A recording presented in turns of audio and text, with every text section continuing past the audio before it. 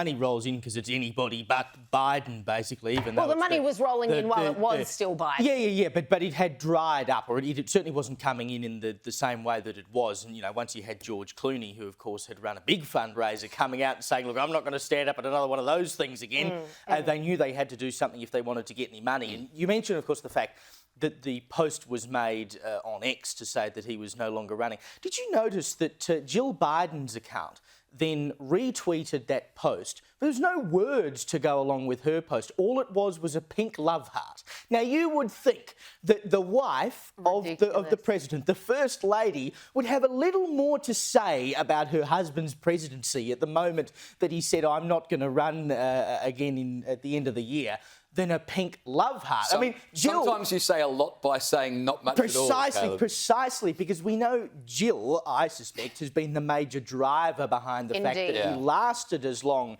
in this race, because she just wants to stay in the White House. I mean, you can imagine how pissed she would be about the fact that Joe is no longer running. And when you listen to the audio of him at that Kamala presser, I mean, he does sound pretty sick, or either on industrial doses of pseudoephedrine. But for heaven's sake, like, as if you can't see his face. We've all been sick at various points and come into work.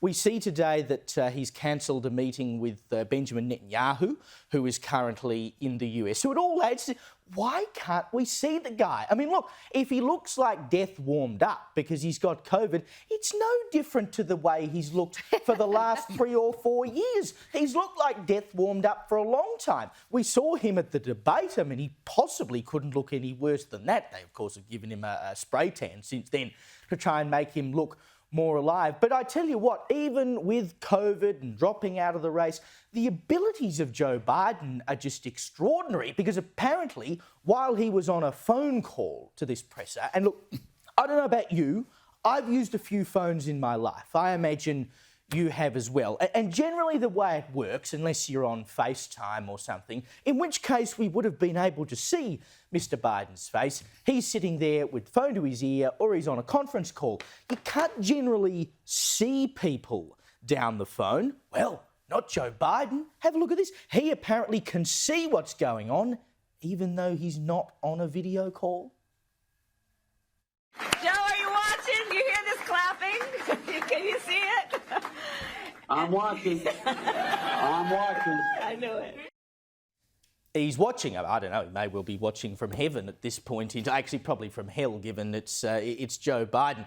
But the whole thing is such a farce. It's parody. Would you have ever thought that a sitting president would announce the fact that they're not running again via a post on X, not a press release that went out to the media, no embargoed message that not even his staff knew was coming? It just pops up on a social media platform, which is great for Elon Musk and X, because they can once again say, you know, where you get the news first, which is, of course, what Twitter was always about. But the whole thing, when you piece it together, you just got to go, what sort of timeline are we living in here? Well, I mean, it's only how long since 9 days since the assassination attempt on Trump. So you've got Trump almost shot dead. You've got Joe Biden. We don't know if he's alive. I mean, it's just an extraordinary time. He's probably hog-tied up somewhere. Joe, don't you move! Don't move!